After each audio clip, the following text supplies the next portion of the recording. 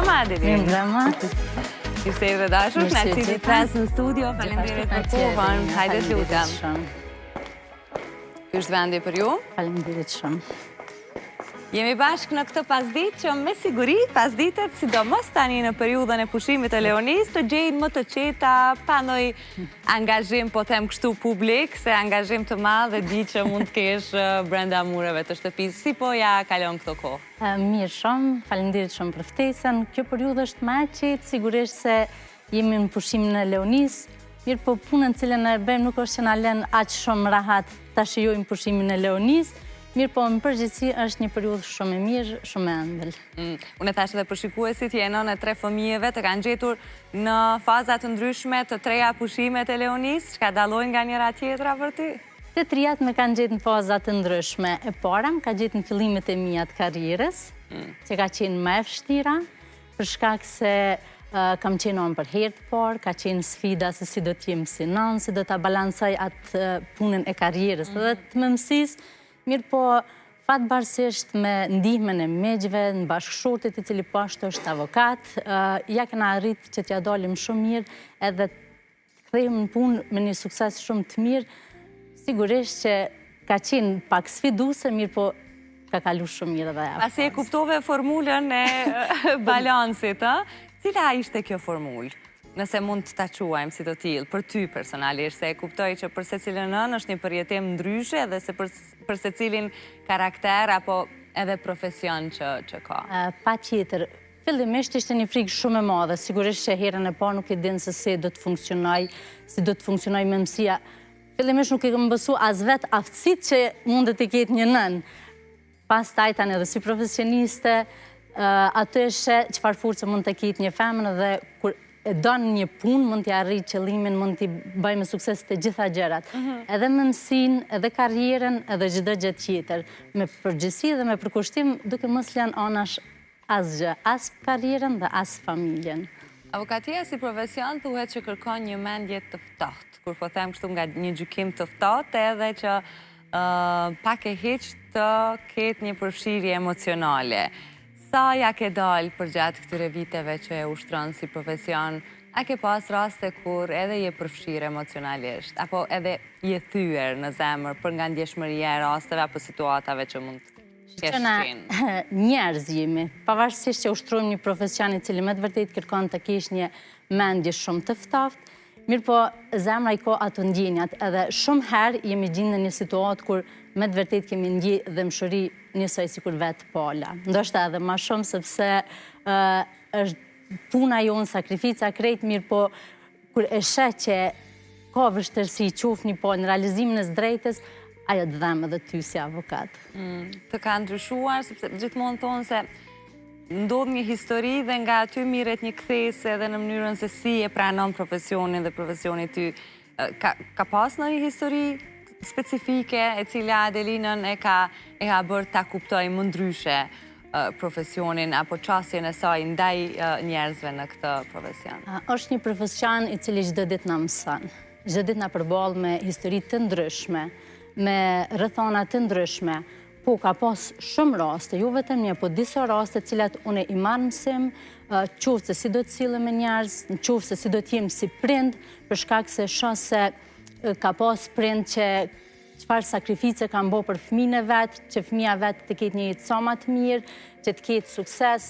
Çdo gjë ka bërë për fëmijën e vet, madje ka pas edhe shprehje kur unë vet i kam thonë si ja ke arrit thjesht ashtu e ka potencu, e kam shty me gjoks edhe murin. Edhe mua ja shprehje më ka jap shumë kuptim, më ka jap shumë sim për jetën, çka do të thotë që pavarësisht në çka mundet nesër me kalu një antar i familjes ose fëmia ose diçka, jo me hek dorë, po thjesht me u gjend ato në situata të vështira edhe me ndihmu deri në momentin e fundit, derisa ta nxjesh nga ajo situatë jo e këndshme të cilën gjendet. Ke përfaqësuar deri tani raste apo njerëz të cilët i njeh personalisht ose edhe që i ke antar të familjes, a është një fije e hollë e perët kështu që e bën këtë ndarjen e mënyrës se si trajton apo se si vetë e merr përsipër rastin? Jo, zakonisht antarët e familjes nuk e preferoj shumë me përfaqësu për shkak të ndjeshmërisë të rasteve, nuk është Janë hatru ndonjëherë? Jo. Dikush të ka kërku ndihmë dhe i ke thënë shiko se njihemi ose jemi familje. Ka raste kur shumë i ndihmoj, edhe anëtarëve të familjes, mirë po zakonisht ka raste kur gjithçka, sidomos të na që janë të stërgjatë në proceset, mas shumë të ndina në keq kur mendojnë që gjithçka po mvaret prej neve. Si avokat e që fatkeqësisht nuk mvaret asnjëherë nga ne, po mvaret nga sistemi i gjykatës dhe ajo është njëra për arsyeve se mendojnë se po të një aty ti e përshpejton lëndën mirë, po nuk është e vërtetë, kështu që ajo mvaret nga proceset gjyqësore. Çfarë ëndrash ke pas si fëmijë kur marrim ato pyetjet kur jemi të vegjël, që sa dua bëjmë edhe fëmijëve të tjerë, cila është dëshira jote të bësh kur të rritesh, çfarë profesioni ke pasur si vizion në kokën tënde? Ëndra ime edhe atëherë ka qenë të jem avokate, kom thonë dikun tjetër edhe të jem piktore. Për shkak se pikturën e kam talent, avokatia është gjithçka që më ka pëlqyer qysh fëmijë. Piktura po të shliroj ka kështu nga stresi. Me të vërtetë. Edhe kohëve të fundit shumë jam të shtruar edhe një art meditimi që është të më ndihmu jashtëzakonisht shumë, kështu që është një kombinim shumë i mirë i profesionit, mendoj edhe i punës për shkak se avokatia është punë kogja stresuese, ndërsa arti më ndihmon me lirua stresin e akumuluar prej punës si avokati. Kështu që e gjej një farë kombinimi shumë të mirë njërës me tjetrën, dhe kështu që besoj që të dyat janë duke më përmbush për kohën ku jam, edhe kur e mendoj atë Adelinën e vogël, tham tash jam të jetuat ëndrrën time. Një ëndër prapë që nis krejt e vogël edhe ke punuar fort për ta arritur, për ta prek, ndonë se je penguar gjatë rrugës.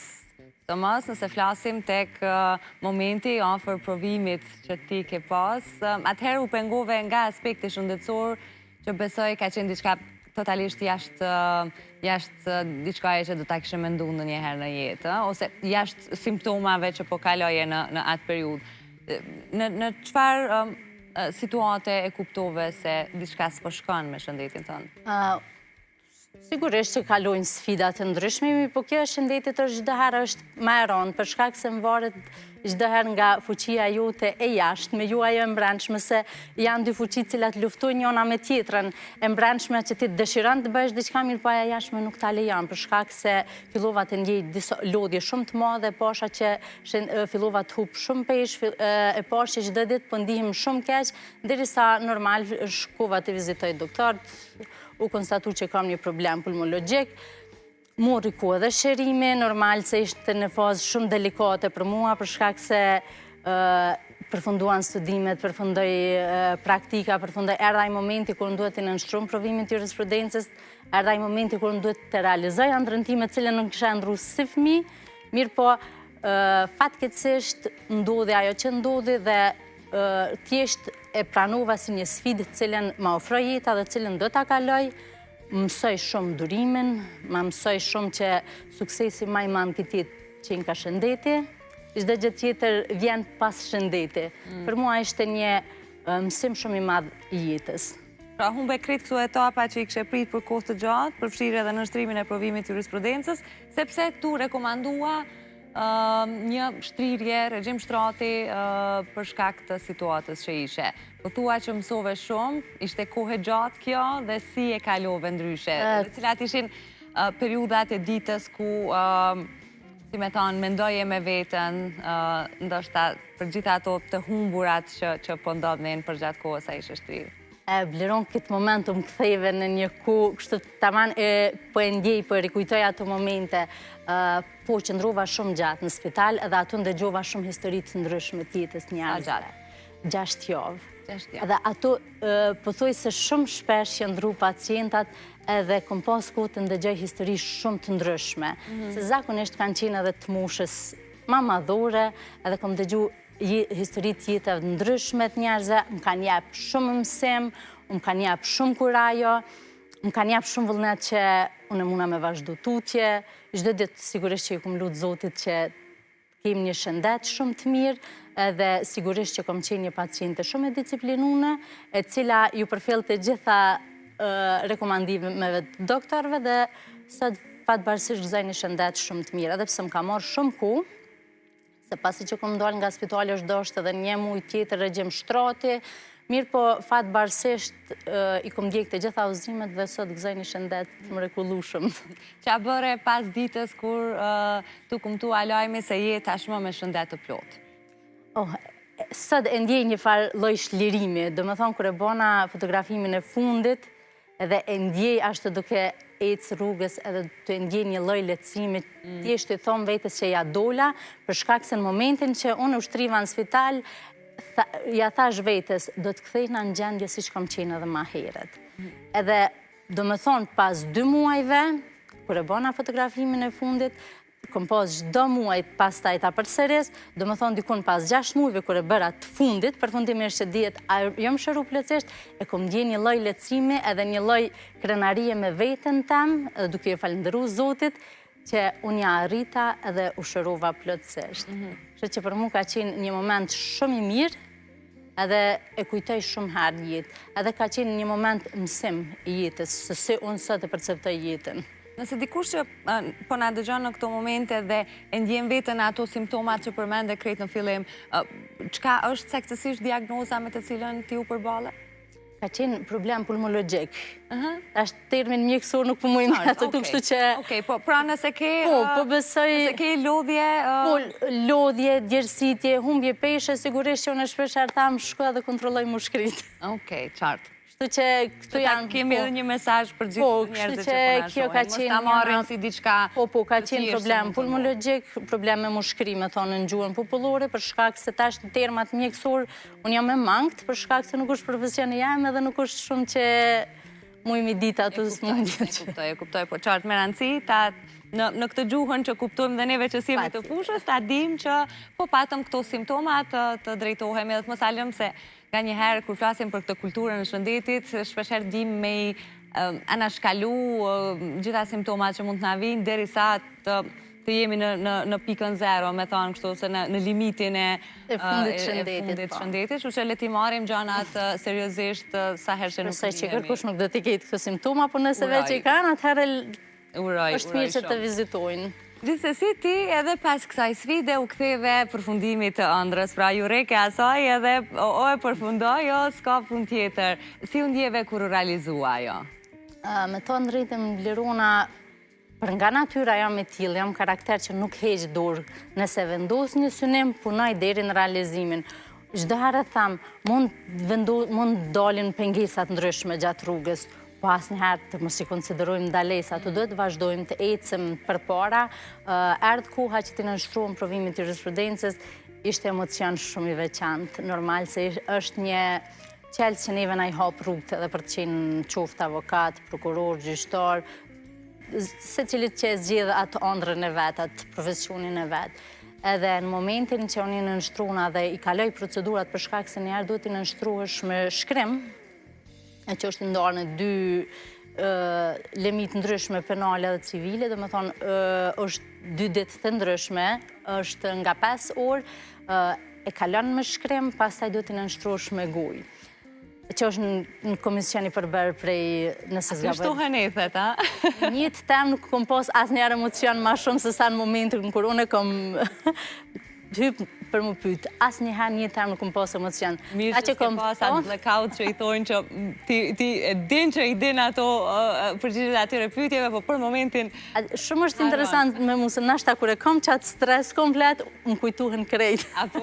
Po me thonë drejtën, në ato momente ndoshta edhe emrin më pyet, kom thonë nuk e di, një të temë në temë nuk kom kalu stres më atë madhë. Mirë po kur i gjithë kjo stres i akumulum, kjo punë, kjo lodhje, u shpërbly me sukses, atëherë ishte një lehtësim i jashtëzakonshëm. Ishte një moment lehtësimi, një moment triumfi, një moment gëzimi, ishin të gjitha të përmbyllura për shkak se në një farë mënyrë unë e mora atë qilësin dyrve që do t'ja hapë vetës. Dhe mora atë qekanin që të ndash drejtësin, sa e bën këtë në shtëpi, ose sa shpesh antarët e tutë familjes, apo shoqëria të zënë duke e bërë ti edhe në jetën të ndët përditshme. Qoftë me fëmijë, duke tentuar që të tretë jenë të trajtuar barabart, apo ta kenë se cili rolin e barabart, apo edhe në rastet të tjera me smish. Tham shumë interesant se unë vetë jam avokate, bashkëshortin avokat, është edhe ajo, është Fisnik Sogojeva. Shoqërinë e ngushtë gjithë i kam të lemis time. Edhe nga njëherë, kur shkojmë dikon... E zëni vetën tu? Pa tjetër. Hajde të tojmë nuk përdojna me bisedu asgjë rreth profesionit. Nuk shkan 10 minuta e nëzojmë vetën duke bisedu rreth profesionit. Nërsa sa i përket fëmijëve mundohna për shkak se normal janë mushat ndryshme, i madhi është 7 vjetë e gjys, i dyti është 2 vjetë e gjys, ndërsa vajza është vetëm 5 mujshë, është ende e vogël, po kështu e gjej vetën nga njerë të mundu mi balansu marrëdhënjet, se ku shko drejt, se kopën lodra është e jamja, ajo është e jamja. Ajo është situata më e vështirë se sa në gjykatë. Si e pranojnë, sepse fëmijët, sidomos në këto mosha që përmende ti, e kanë shumë të rëndësishëm mënyrën se si prindrit ua prezentojnë antarin e ri të familjes, në të rast bebin, të rast për ju vajzën.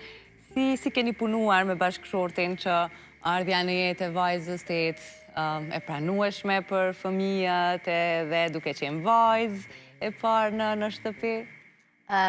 Djali i madh, çdo herë është lutë që ta ketë një vëlla dhe një motër, në faktet edhe një motër tjetër, por në tëmë të njaftojmë kaq sa jena.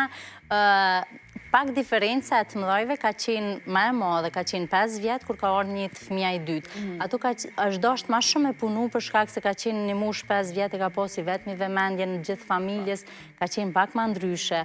Po ai thjesht edhe kështu më ka thonë disa herë, kur i kena thonë po t'i plotësojmë krejt dëshirat, ka thonë ju nuk po mi plotësoni, pse çka po të mungon?